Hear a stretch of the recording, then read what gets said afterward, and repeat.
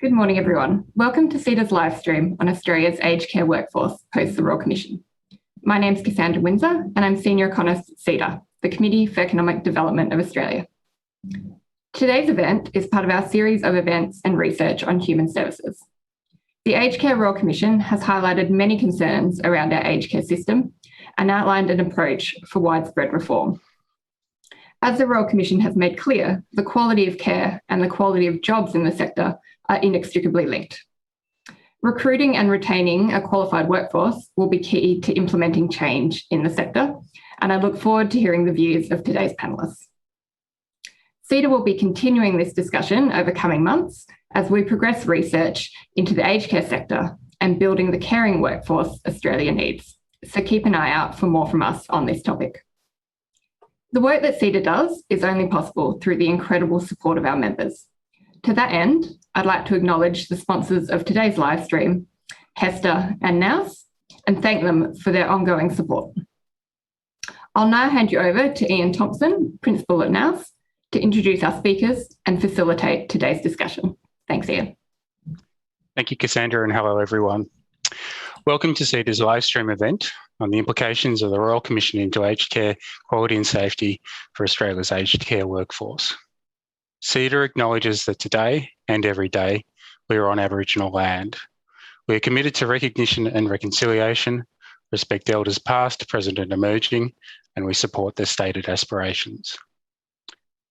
Today's discussion is the second session of CEDA's workforce series, and experts and sector leaders will discuss the implication of the Royal Commission's recommendations and how to meet the immediate and long-term challenges in addressing Australia's aged care workforce needs.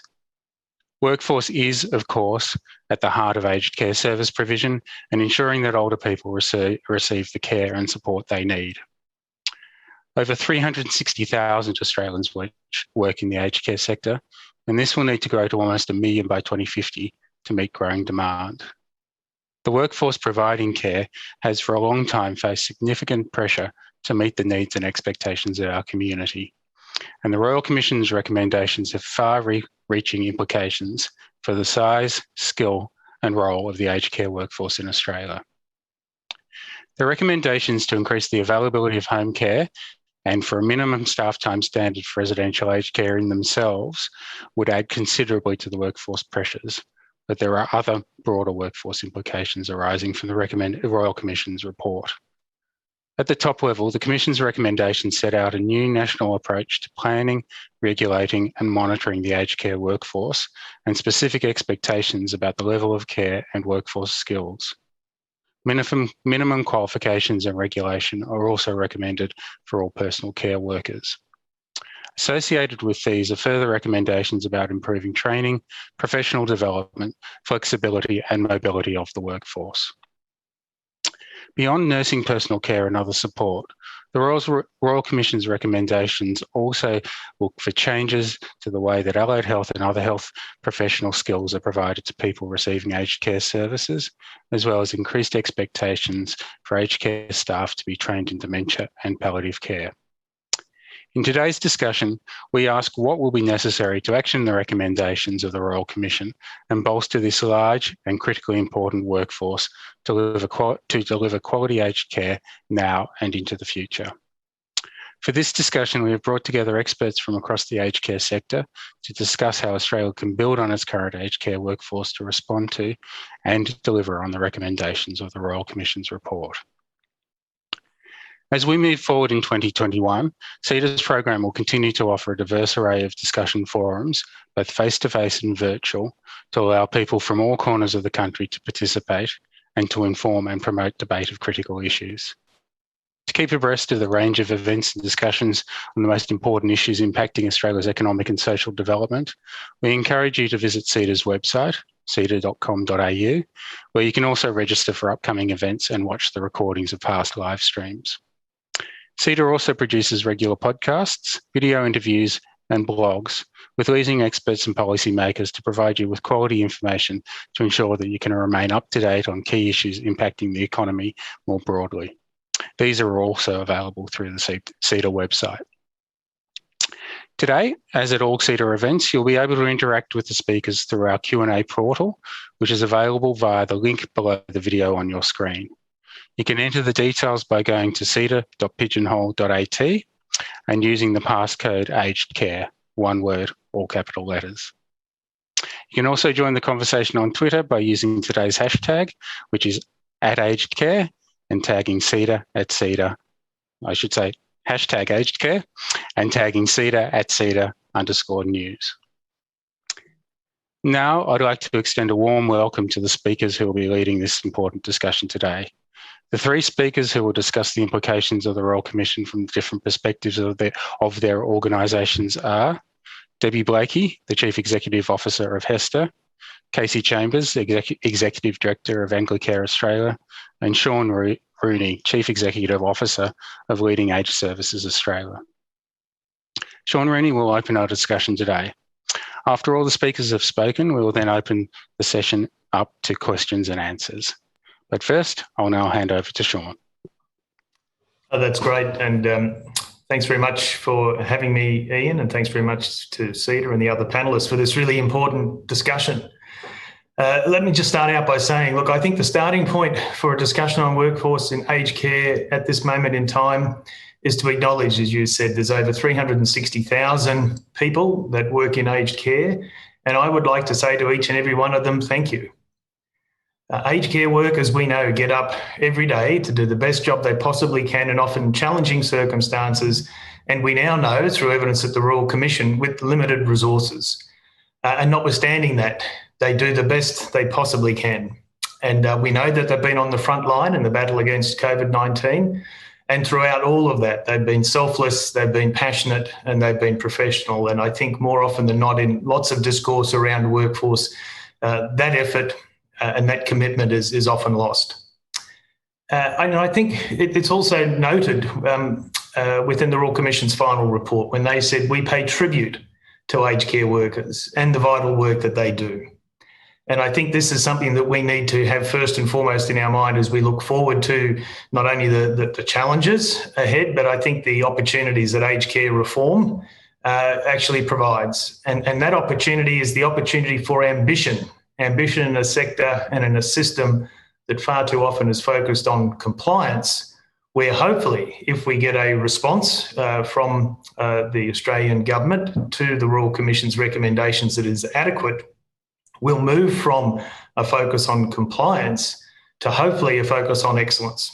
And we know that within that, workforce will play a fundamental role to getting and delivering excellence and ensuring that we get care right for the older Australians that depend on the care and support and service that aged care workers deliver. Now, you would have seen the Royal Commission's recommended first and foremost that older people need to be at the centre of the system, but it also acknowledges that the relationship between the caregiver and the person receiving that care, and indeed their family and other advocates, this is fundamental to getting care right. And so for care workers, it's not just about a technical skill and a qualification, it's about temperament. It's about ensuring that we have people in our sector that have in their DNA that empathy and that want to care for others. And I think that was best stated in the work of John Polaires and the Aged Care Workforce Task Force back in 2018 in the report A Matter of Care, where they tried to communicate to the nation why aged care work is important and why workers are important, where they said, we exist to inspire people to want to care, enable people to properly care and enhance life through care, because how we care for our ageing is a reflection of who we are as a nation. And to me, that still rings true today, and that should be almost a true north for us as we think forward with regards to where to next for reform in our sector. So we know we've had the Royal Commission's final report released. We're looking forward next Tuesday to the government's response in the upcoming budget. And so what do we think is needed from a workforce perspective if we are going to improve quality and deliver the transformation required? Well, for workforce, we know we need more staff. We need them to be better skilled and qualified, and they must be paid appropriately. And in addition to that, aged care workers need to operate in an environment where they're supported and enabled to deliver good quality care, to focus on relationships and not tasks. and to aspire to excellence and not just compliance. Now, I've just rattled those things off very, very quickly and very easily. But to be honest, to get from being able to state those things to actually delivering them will be a challenge. You know, for more staff, who are these people? Where are they going to come from? And what about the competition that we no doubt will see from other sectors through, you know, investment into post-COVID economic recovery, particularly through the care sector? Better skills. Well, what are the skills that are needed to deliver not just clinical care, but holistic care? And how do we train and deploy those into the workforce and translate that into service delivery? And what does the role of research and innovation play in that space? And then finally, appropriate remuneration. How do we determine that? And once we have, where is the funding going to come from? So, look, we hope the starting point to addressing those things will be in the budget. And this budget, we really will set the path to determining the future for the aged care system for the next decade or so. And the key to this will be ensuring that aged care work and aged care workers are valued and enabled and supported to deliver the care and services that older Australians need and deserve. So, look, on that note, Ian, I'll pause and throw it back to you and the other panellists. Thank you very much, Sean. We'll move next to Kasy. Thanks, Ian, and hello, everyone. And I would like to also join in acknowledging that we are on Aboriginal land and also acknowledging those 360,000 workers, as Sean did. It's an incredible job to be doing. And that's where I really wanted to start. You know, we know that care is a human thing. It's not something that artificial intelligence is going to be able to take over in a big way, for example. And in recognising that it's a human thing, that it's a relational thing, then we also need to recognise that that's going to take a workforce. And obviously there are some big issues around that. Sean's already said, but I think all of us panellists are going to say it, and probably say it with each question as well. It is a highly undervalued workforce. It is highly undervalued work. I can't stress how important that work is to be working with somebody in the years when they've had their experience of life, when they're really building that last part of their life, and even sitting with people while they die. It's incredibly important and valuable work, but it is very undervalued and underpaid. So I think, you know, we're not going to get through this session without talking about technology. I don't think it's going to be the answer to everything, and I think we need to use it carefully. So there will be some places where we can use technology and some places where we need to recognise that we're human beings and care is a human thing. And I think if we can separate those two things, we may get a step towards really enabling people who are working in this area to do the work they love, and actually expand the time that they have with the people they're caring for. So that's something that I think we need to keep coming back to. Both Ian and Sean have already hit on the fact that this is a growing workforce and that it needs to be a sustainable workforce. We clearly, as employers and as a society, need to look to gain staff into this area, but also to retain people as well. So we need to be making sure that we're not just got a throughput of people who leave, come in, train and leave. In looking at that, we do need to think about qualifications. We know that the Royal Commission has talked about, a minimum Cert 3 and 4. But we also know through our own experience that often those qualifications, they're on a piece of paper, and the person who's got that piece of paper may also have the aptitude, but they may not. And so we need to acknowledge that qualifications aren't everything. They are the nuts and bolts, and they are the bits that tell us that someone's going to do something competently and well. But we also need to be really looking for those people who, have that aptitude, and we can train those qualifications into. We really need to ensure that this is a career, and there's a few things that I want to quickly touch on here. We've done a pilot program through the Brotherhood of St Lawrence where we've been looking at, young people who've never thought of aged care as a career, bringing them in, doing what they need to do to get them on that career path. And interestingly, all of those participants are now going to go into a career in aged care. It had been misunderstood by them. In terms of a career, we need to think about training. We need to think about development, ongoing development, year in, year out. We need to think about people who do enter and re-enter, because what we know about the care workforce is they may be employed in care, but they may also be involved in the care of their own families. So they may come and go a little bit. And because of that, we really need to think about pay. And we need to think about maybe some tax incentives to get people into this, maybe some superannuation incentives, because we also know, and I know Debbie's going to talk about this, about people who work in aged care. We want to make sure that when they leave the sector, when they retire, that they're not retiring into poverty. And lastly, I wanted to be a little bit provocative and talk about where we can grow that workforce from. We have traditionally grown the workforce from overseas. Now that's not available to us during COVID, but I also don't think it's a very fair place to grow the workforce. Most of the workforce that comes in, that we import, is from poorer countries. That means that those countries have trained those people, got them ready for this work, and we have then taken them. That doesn't seem a very fair thing to me. I think as we exit this new COVID structure, and we think about people who are underemployed, and we think about whether retail can really operate 24 hours a day, 7 days a week, we need to be thinking about areas like that where there is a workforce that is ready, I think, for something more meaningful like aged care. So I'll leave it at that and look forward to some questions.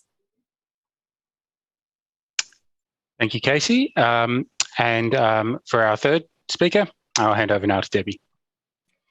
Thanks very much, and it's fantastic to be joining this very important discussion. So thrilled for the opportunity. And I do think it's important to acknowledge the sector has faced such extraordinary challenges, and obviously not just the Royal Commission and all the intensity of that over the last period, but also the bushfires and, of course, the pandemic. And I think all of these have underlined these glaring and long-standing gaps in our caring economy. So addressing these gaps really must focus on the workforce, and it's wonderful to hear that coming through in every discussion that we're having so far. So a little bit about HESTA. We are the National Industry Super Fund dedicated to health and community services, and that includes aged care, of course. We have over $60 billion in assets invested globally on behalf of our members, almost 900,000 members, but very significantly for this conversation, more than 200,000 who work in aged care. So before I share some insights that we get from those members, I just do want to acknowledge, like Kasy and Sean have, just the incredibly challenging work that our members do in this sector, and really pay tribute to their leadership and their compassion. And I think in the last year, it's been incredible, really inspiring for us as an organisation to see that care and the way they've protected Australians' seniors during this pandemic. So what do we know about our members who work in aged care? Well, we've taken 2 snapshots of our members before and during COVID. We also obviously have insights from those 200,000 members and the data that we see. And it paints a very compelling picture of the aged care workforce. But I know that some will be thinking, well, why is a super fund researching the workforce? So I think it's very important to put the context for us that we are committed to advocacy across the sector, because really at the end of the day, we want to improve our members' financial future. And we know that we can provide unique insights, and we can help the sector develop strategies to improve work experiences and ultimately retirement outcomes. So these surveys that we've done with our members in the sector, they looked at workplace experience, job intention, and the industry outlook. And what was really interesting is that despite the challenges of the Royal Commission, our research actually shows that members in 2020 were prouder to work in the sector. They were feeling more appreciated by their employer, more valued by the community, and they were stronger advocates for working in aged care, which I think is incredible, and stronger advocates for working for their employers and for their personal leaders. So using a Net Promoter Score, it was fantastic to see the substantial improvement in the net scores. And we see that as very encouraging. Unfortunately, it's not all good news, though. There was some bad news. And what is really interesting is that even though there was a good overall result, the aged care workforce is highly polarised. And there were significant numbers of unhappy, dissatisfied employees, dissatisfied with their arrangements, dissatisfied with employers, and really pose a real risk in terms of future employment. So we are seeing that this is an incredible moment of opportunity as we come through this period post-pandemic, post the Royal Commission. And there was unanimous agreement amongst the workforce and our research that the three primary things that would keep them in the industry, or the three primary things that need to be addressed, are low pay. I think everyone expected that. Lack of skill development opportunities. So many of these workers really want to develop their skill. And the third one was wanting to try something different, because at times they did see the work as very repetitive. Just one insight from our data that I'd like to add to this is that nearly 40% of HESTA's aged care members are estimated to earn less than $50,000 a year before tax. So I think there's a lot of evidence we can't waste this opportunity. And as the economy looks to pick up and return to some new normal, we do expect employee turnover to tick up. And I think Sean put this on the table as well. As people feel more confident to look at other opportunities, we need to think of how we're going to support this industry and this sector so that we do have outstanding quality of care for Australia's seniors. Thank you. Thank you, Debbie, Kasy and Sean. We'll now open up to audience questions and answers. Just a reminder, everyone, that you can post your questions to the speakers through the Q&A portal, which is available via the link below the video on your screen. You can enter the details by going to ceda.pigeonhole.at and using the postcode aged care, one word, all capital letters. You can put forward questions at any time and we'll endeavour to answer them, as many as possible, during the 30 minutes that we have available today. You can also vote on questions that are of interest to you, and questions with a high number of votes are more likely to be asked. Also ask, if possible, if you can include your name and the organisation that you're coming from when you're asking the questions. We have a number of questions already that have come through, and the first one, which is very topical and has been touched on by all three speakers to date, is from Ben, saying, raising aged care worker wage is a simple statement, but very hard in practice.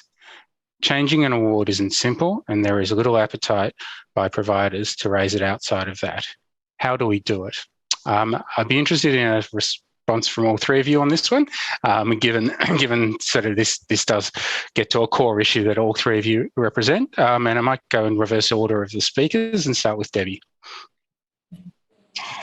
Thank you, Ian. Look, I think from our perspective, I think the first part is awareness. And it's actually what we're intending to do with our research. This is such a vital part of our Australian workforce. And I do agree, it's not simple. We can't just say, let's change conditions and change the work. But I think to such a large extent, Australians are more aware than ever of the need for quality care for our older Australians. I think the pandemic has done that. I think the Royal Commission has done that. And I think we need to continue to shine the spotlight, have these conversations and drive awareness, because all Australians have the same aspiration of better quality care and sustainable quality care for older Australians. Thanks, Debbie. Kasy? Yeah, look, I think there's one of the fundamental issues with aged care and funding of it is that there is a gap between what we expect aged care to do as a society and what we're prepared to pay. And I think, unfortunately, in the squeeze in that gap, that's where workforce gets caught. And we all know that we need to increase that. I think it would help enormously if everybody understood what went on in aged care, if we were able to communicate that to people. So I think there is a job for the industry to do. We found that with the young people, we found that they had a very different view about what that kind of care work involved compared to what it actually did. I mean, I'm a bit more optimistic about things like changing awards. I say this very facetiously, and I do recognise that it is hugely logistically difficult. And I don't mean to take away from the questioner's view, but things like awards or even taxation rates and things, they weren't on the back of the tablet that Moses brought down. They're not a sort of a physical rule that Newton discovered. They are something that we made, and they're something that we can unmake. So whilst I recognise that it is incredibly troublesome to pick those things apart, I think that what we really need to be doing is looking at the kind of work that's involved, looking at the value of that work, and coming to build an understanding for the larger society so that we can then actually increase that pay, because it really is where we're going to get best quality care, where we're going to keep people. And every employer knows that it is actually cheaper in the long run to keep someone than to lose lots of staff and have huge turnover. And that's not even to think about in terms of the quality of care. Ian, look, I'll chime in here because I think nobody's arguing that we don't want to pay people more money. We definitely know it's needed. I mean, the matter of care identified clearly the disparity between workers in aged care and in other comparable sectors. The one thing I would say, I mean, the Royal Commission's also acknowledged this. They've got recommendations in their final report to realise this. And we know today, in front of the Fair Work Commission, there are work value cases being lodged by the ANMF, by the HSU and the UWU. And we, as the provider side of the equation, will be actively involved in that process because we want to ensure that every aged care worker gets paid appropriately. And we know that that is currently not the case when you look at the evidence that was presented through the Royal Commission and also the research that was conducted by the Aged Care Workforce Task Force. I think the big question, though, is who pays? And this is the thing, if you go back to what the Royal Commission has found, by and large, the systemic failures in Australia's aged care system, the blame rests with successive governments that have, and in the Royal Commission's words, that have put forward the fiscal priorities of successive governments ahead of the needs of older people and the people that care for them. And this is why we look to this budget and we look to the Morrison government, who again called the Royal Commission to say, well, we need you to do your part. And part of that is actually ensuring that aged care workers are appropriately remunerated, because that's part of enabling and supporting them to do the job that we know that's needed. Thank you. And that's a very good segue to so that one of the next questions, and one that's getting a little bit of attention in terms of the voting, and that is really from the budget point of view. And again, I'll put this to all three of you and go in the opposite order, starting with Sean next as a good segue. What is the number one workforce-related reform or policy that you're hoping to see in the budget? Well, I think we need to be thinking about the future of aged care reform in three phases. We need a remediation phase, we need a transition phase, and a transformation phase. What I'm looking forward in the budget is to really solve, firstly and fundamentally, the remediation. And that starts with supporting the workforce. That is ensuring that, I can tell you today, the vast majority of aged care workers that I've engaged with over the past 12, 24 months, that they are fatigued. In some places, they are traumatised through the COVID situation. They feel undervalued and over-scrutinised. And so we need to be, first and foremost in this budget, demonstrating how we as a country value them. And that's through ensuring that we have a pathway to deal with the remuneration issue that we've discussed, whilst also looking at putting in place programs to support, as Debby's research has identified, opportunities for skills building as well as new capability building, and to do things differently. And the doing things differently is about the new models of care, the holistic care approaches that were recommended through the Royal Commission process. So that for workforce, first and foremost. I think the other remediations are pretty obvious as well. Solve the suffering of the home care wait list. It's just appalling that is still continuing for older Australians waiting for care that sometimes never comes. And then thirdly, relieving the financial distress on, the nearly 70% of aged care homes that are currently operating in financial pressure. So for me, they're the big three that I'd be looking for. And then the transition and transformation pieces, the commitment around a rights-based Aged Care Act, clear line of sight around quality indicators, around transparency measures, around quality standards that make sense and are measurable and achievable, those types of things, they become the transitions. And then the transformation is, well, how do we measure those changes to make sure they're delivering on the intent that was originally anticipated? Thanks, Sean. Kasy?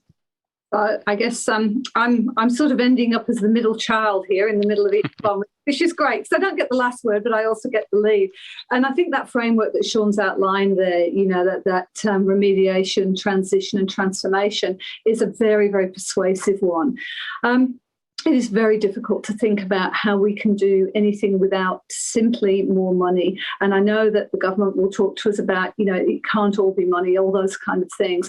But in terms of the amount of pay that people get, that is a real issue. That's about who we attract. So we really have to have that in that remediation. There is a conversation about who pays. And certainly for a lot of people who are well off, they can almost privatise their aged care. They can buy that in. Certainly for Anglicare, most of the people we work with are people who are who have been on lower or middle incomes throughout their working life, or many of whom, we also have specialist homes for people who have been homeless or have, very other issues that have followed them into their retirement years, if you like.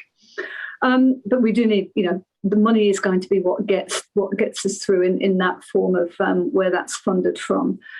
We really do need to be thinking about in terms of that attraction and that training. So the training needs to be, it needs to be something that people can do in, as they're working. We do need to have that kind of training that's not something that people go and do and then come in. Because again, we do see people who have done all the training, they're paid for it, and then they find it's not for them when they get in. So there's a very different way of doing that. I really do think that we could do quite a bit. It's not going to be as big an output for the government, but if we looked at some form of taxation or superannuation incentives for people who are working in this industry, while we manage to catch the pay up, whilst we manage to get that into a level that actually recognises the actual work that's done. So certainly what we're looking for from this budget is we have a sense. I can't say we know because we never will until the velvet curtain's lifted on Tuesday evening. But I think we know that there's quite a bit of money in there for aged care. It's going to depend whether that is going to be put into transforming a system or whether it's going to come at just adding to the system that's already there. We're certainly hoping it's going to be transformational, and I guess we'll wait and see on Wednesday morning. Thank you, Kasy. And Debby. Yeah, look, I thought I would just add one thing about the growth that we're going to need. And, the Royal Commission identified we'll need 70% growth by 2050 just to maintain staffing levels as they currently are. So this transformative piece, I think, is going to need significant growth in terms of how we attract people to work in the industry. And I thought it's worth calling out one of the things that was so clear in our research is one of the reasons people choose the industry or want to stay in it is because of the personal reward. They actually enjoy the personal reward of caring for people in the industry. And they actually express this. They want time to care. So I think when we look at what's needed, training is absolutely essential, but making sure that people who choose to work in the industry actually have time to care, I think is very important for satisfaction for those who work in the industry. Thank you, Debby. So picking up on sort of a slightly different theme, and one of the questions that, again, is attracting a few votes, and I'll direct this through to Kasy, no longer the middle child this time, because you raised it in your discussion, and that is what the role of technology plays in enabling care. And part of the question is, and I quote, why is the sector such a laggard in technology adoption? Thank you. I'm really glad to actually answer that question, because I was almost trying to put my hand up to follow on bit behind Debbie. Look, one of the things where I think we don't use technology well, and where I think it could be well used, is in things like administration. One of the things, so HESTA through Debby and Anglicare did some research, and we actually talked to people who were working in community care, and they told us exactly what Debbie's just said. They're in it for the relationships. I started my remarks by saying care is relational, it's human. They're not in it to be pushing buttons on an app or, doing these kind of things. The more we can automate those admin things, the better. Why are we such a laggard? I think there is funding. There is that. I hate to be the kind of sound like a sector that's always got our hands out. There is quite a lot of innovation. But I think the other thing is that it's a long way. People have this idea that we'll have caring robots that follow us around, or animals that will act as pets. We already have things like that available. But I do think we need to be thinking about where we need to use technology, be thinking about what brings people into the sector. As Debbie said, it is the relations, it's the caring, it's the celebrations, it's all those things that are actually human. And we need to think about where we can use technology in a way that actually adds to that work and adds to the value, doesn't add to the actual work. So I think contrary to a lot of expectations where we're thinking about robots, I think where we could really use technology best to enable people to do the work they want to do and people to get the care that they deserve, the best way we can be using it a lot is in some of the administration tasks and some of those day-to-day bits and pieces that we don't need care workers to be doing. Thank you, Kasy. I'll move on to the next question, and this one I'll start with Sean, but also invite the others to respond as well. And it's from Craig, and it says, for years we've heard about what we should do, what the problems are, and so forth. But are there practical solutions to share? Is anyone taking the lead? And if so, what are they doing right? Gee, that's a big question, Craig. Look, and in part it kind of follows on from the technology discussion. In technologies, as a technology adoption curve, I could point to any number of outstanding organisations, services that are doing really smart things that are technology enabled, or really smart things that are just really clever in the way that they provide care. And I think one of the ways that we promote and showcase that is through things like the awards that we do, our Excellence in Aged Services Awards, which HESTA is a sponsor, and those types of things. And we're always trying to promote and tell those stories. I think one of the challenges, though, is that when we look at, well, why isn't that done everywhere? I think there's a couple of things in our sector that often get overlooked when we look to make changes in the sector. And I think the first thing is that if you look at just residential aged care, there's around 850 approved providers as residential aged care operators. Now, we know probably 2/3 of those, over 600, would be single site operators. So they only operate one home, and the scale of those homes is really quite variable. So for all intents and purposes, they're really small businesses. And so the ability of those organisations to be able to adopt new technology or new business processes, new practices, new models of care, on one hand, they're quite agile and nimble, but the other competing or compounding factor is what we know is that the sector, and particularly in residential care, is so significantly starved of the resources that's required to actually deliver good quality care, let alone invest in innovation and new models of care. So there's a few compounding factors there. I'd like to get back to where I see hope, and the Royal Commission has given us the opportunity to bring ambition into the way that we imagine or reimagine aged care in this country. So we shift from that compliance mentality where, as Councillor Sisting said when they talked about funding and finance, that the poor residential care operators are really caught between a rock and a hard place. On one hand, they're trying to do everything they possibly can to meet the various minimums of quality standards, whilst at the same time going broke and struggling to keep their doors open.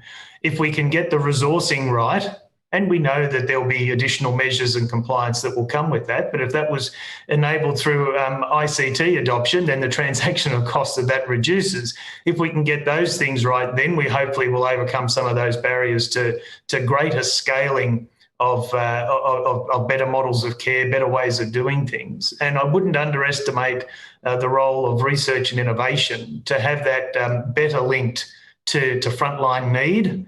And have that frontline need determined by what do older Australians who require care and support and service, either in their home or in an aged care home, actually desire, and how can the smarts of our nation be applied to providing that. Thanks, Sean. And just quickly before sort of asking Debbie and then Kasy to respond as well, that problem that you talk about in terms of large numbers of small providers, how can that be overcome given that resourcing, as you talk about, is inevitably limited? Are there other ways that the sector can work together to try to adopt this best practice?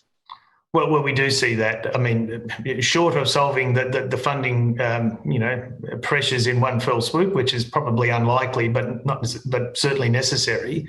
We're seeing groups of providers working together to pool their resources to focus on shared back of house. We're also seeing small clusters emerging to increase purchasing power. Our own organisation is providing services to enable and realise those things for providers, most notably in outside of the metropolitan areas. And I think one of the really interesting things that's emerged through the COVID crisis is the use of technology to engage. And, we've established communities of practice that are bringing together individuals and services that would not normally have spoken together in the normal course of business, but now building those communities of practice, those peer-to-peer support networks that having the ability to engage in a safe way, in a beyond the cursory way, actually gives a great opportunity to share insights and also different ways of doing things that I think is really starting to play out in how those smaller and, as I said, more agile organisations are able to really do things differently and better. Thanks, Sean. Debbie, in terms of how you can see, yeah. Yes, look, I think that's such a great question, and we actually saw that in our research. And I think it's the employers who take a longer-term view and actually think through the workforce strategies they need to have to bring that positivity, increase engagement, etc. And when I spoke about the polarisation of the workforce, I think this is exactly what we're seeing, that some employers are quite overwhelmed by the immediate needs of what I'm dealing with this week in terms of resourcing, etc. The ones that can somehow create the space to have a workforce strategy that is longer term focused, to develop the mindsets, to develop the organizational culture, the value and appreciation, it makes such a difference in terms of the advocacy and the net promoter scores of their employees. And just to be clear, when we're talking value and appreciation, it's not necessarily financial. I think many of the good programs we saw were just, employees in the sector, they want to care, they are relationally focused, but they do also want to be appreciated. And I think that that's something that can go a long way. Thank you. Kasy, anything further you wanted to add? Yeah, look, I think there's lots of things going on. We have a number of, we know of organisations that have academies that train their staff, that have research areas. Even in our own membership, we've got people who've pioneered research into floor technologies that can pick up falls. We've got organisations that work at the preventative end of things, and that's another funding conversation actually. But that themselves fund nurses for people living in the community with dementia. There are innovative services that are out there. Some organisations, and I think it does come down as, Debbie caught it in that term, the workforce strategy, but some organisations are able to move staff around, particularly into areas like disability. That does, give people a different sense of doing things a bit differently. sparks things up a bit. And not only one way, people coming in from disability work into aged care as well. It does kind of, can prevent that burnout. And I think, a couple of the other things when Sean talked about communities of practice, one of the things that COVID has allowed is those massive Zoom meetings. And, there's been no cost for the most junior staff to attend, whereas typically they have been the people that aren't put on planes to join meetings. And yet typically they can have the best ideas because they're on the floor for every hour of their shift just about. But, we've got communities of practice around things like clinical care governance that isn't only people from aged care or even disability. It's people who work in housing. It's people who work in out-of-home care for young people and children. And just sharing some of those ideas and having those conversations, I think really shakes it up and does bring in a lot of those great ideas that are out there that come from people who are doing the work, not just people who are thinking about it. Thank you, Kasy. I might stay with you and ask the next question, because you raised this specifically in your opening comments, and that is the role of migration in building the workforce and the extent to which that is a solution that we're going to have to use to try and address the growing demand and the growing need for additional workforce. Look, I'm probably going to be a little bit controversial here. I do really think that it is really quite simply immoral. I can't come up with another word for a first world country like Australia to expect, poorer countries around our region to provide those staff. Typically, the staff that we have seen, that the migrant workforce, they do come from countries that are poorer, and we should be able to train our own workforce. It's not right for us to, be a sink for those other people and to take them away from those other communities. I think the other thing is that if we rely on a migrant workforce as a sector rather than as a country, then we're not going to shift much from being a sector that people come to from need rather than from choice. If as a country we look to migration to grow the workforce, well, that's one thing. But if as a sector we just pay the least and so people come to us because they can't go elsewhere, then that's not going to change things. I also do think that there is a wealth of places that we can compete for workers in. As I say, I really don't get, you walk into any shopping centre in Australia and there'll be 20 shoe shops and 4 handbag shops or something. We cannot sustain environmentally that kind of consumerism. Those shops are open, 9 till 5 and longer on certain days and 7 days a week and whatever.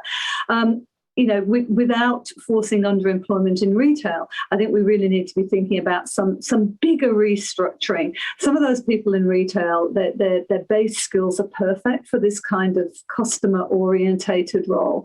So I just think, it's been very easy for us to look to migration, and I think we need to be cleverer than that, notwithstanding the fact that it'll be a while before we can look to migration for, to fill these jobs.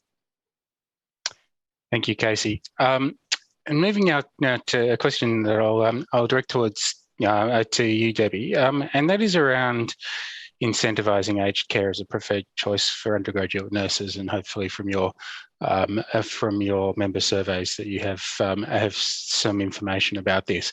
And so, how could aged care become a more attractive and a preferred destination for nurses when they graduate? Yeah, look, that's a great question. I mean, I guess Kasy and Sean would have deeper insights in terms of the industry, but I think from our perspective, it very much is the narrative. And I think, that's been referenced a few times, that the experience of aged care can be very different to what people would expect just based on no knowledge or no experience. And I think it's how we tell those stories.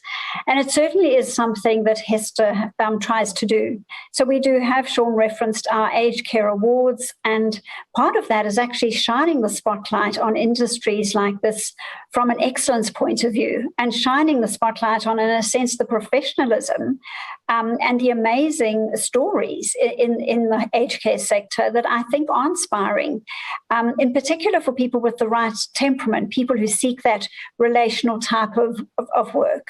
So I think that's the main thing, that we just have to get the story right and bring it up the profile in terms of being a great place to work and also very diverse skills. I think that was something that came through in the research, is the skills used in aged care are actually very, very diverse, which can mean it's an incredible place, entry-level nursing, to learn diverse skill. Thank you, Debbie. Sean and Kasy, anything you'd like to add? I think the other thing that I'd like to sort of highlight in that conversation is just around thinking about, a more modern workforce journey for people. So that thought that, yes, a nurse might do some acute training. She or he might remain in hospitals for a while. They might go into being a nurse practitioner. There's a number of roles. And for us not to get tied up in thinking that someone's got to come out of uni and commit to aged care and stay in aged care, and that if they leave, they're lost to us. I think we do need to think that there are journeys where people are going to come and go, learn skills. And I think that's another part for us in being, thinking about how we enable career paths for people, so that it's not a one-way door when people leave, but that they can come back, whether that's from a break for their own caring or whether it's because they've been somewhere else. So I think there are some things we can do in terms of our training and our recognition through qualifications to just understand that people are going to come and go, and not that they're not going to specialise, but that they don't. If they don't choose aged care at the age of 22, it doesn't mean they haven't chosen it. I mean, I'll chime in there too, Ian, because I think we need to be looking at this around the professional pathway for an individual. And as Kasy was saying, people can join that at different times throughout their professional careers. But if organisations are planning from a workforce planning perspective around what are the opportunities for progression within their business, rather than seeing these as individual, almost siloed roles that basically expect people to just dip in and dip out at different stages in their lives, that's part of it. I think the other part, and maybe this was probably more to Debbie's point, is around the community's value, the value the community places on older Australians and the care for older Australians, and the value that the community places on people that care for them. And again, this was touched on in the Royal Commission's report, where they really did call out, perhaps part of the problem here are ageist attitudes more generally within the entire community, that we really don't want to know much about older people. We're frightened by that. And so as long as, we don't have to deal with it, we don't have to think about getting old. And so I think there's something going on there. I can also make a comment just around the migration piece, because that's a really interesting one. I mean, if you look at the breakdown of the sector, 360,000 workers, predominantly women, so over 85% women. A third of the workforce were born in Australia.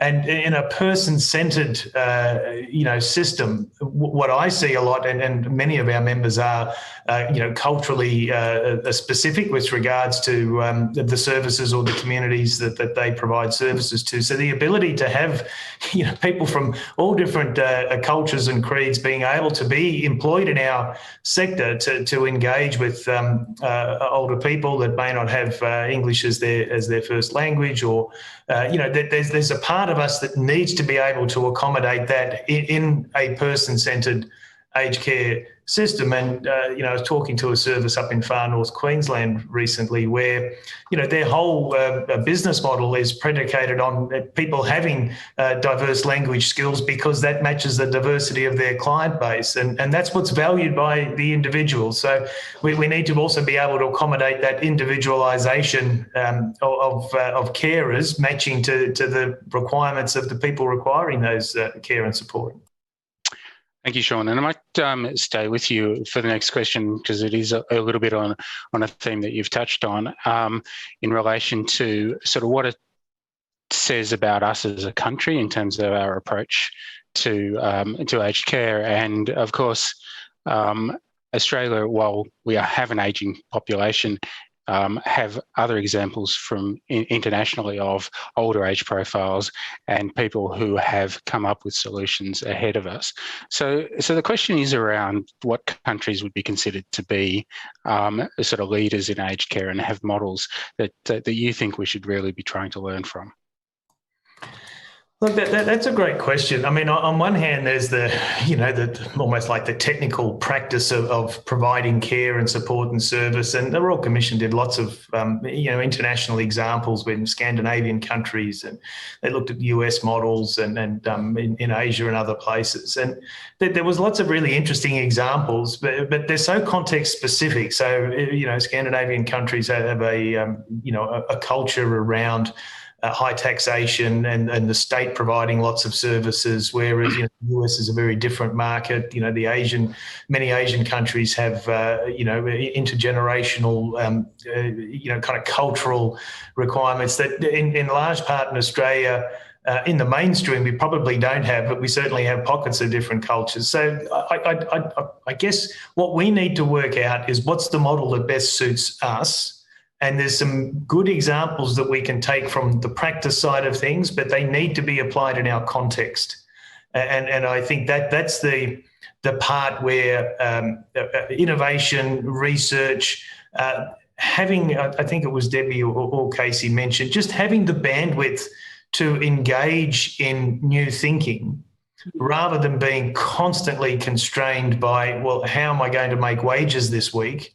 That's the space we need to get to. And I guess I made that comment earlier on. It's not just about more staff, better skills and better pay. It's also about the enabling environment. How are we providing support to services, to individuals to be able to find that space, to engage in what is the possible. And that's, again, what I think is the ambition here for the government's response from the Royal Commission. It gives us, hopefully, if it's adequate and effective, gives us the ability to shift from compliance, which is what's driven this sector for decades, shift from compliance to ambition around excellence, and give us the ability and supports to be able to explore what that is in the Australian context. Can I just add on that, Ian? I think that's so important in terms of matching what you need in Australia. And just to pick up Denmark and Sweden, I think they spend over 4% of GDP on long-term care of elderly people. Australia spends about 1.2%. So I think it's very important that we do, it's great to compare to other countries, but in many ways we have to look at our country and devise, what is the best solution for us, and also work out how does the government fund it?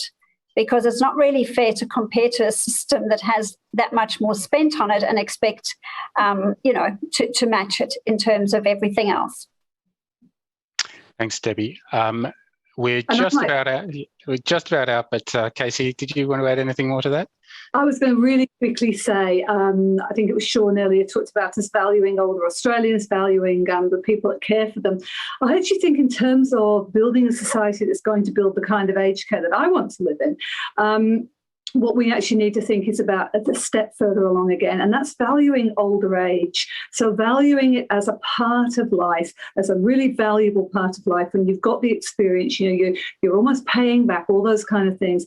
Not only valuing people while they're able to economically contribute.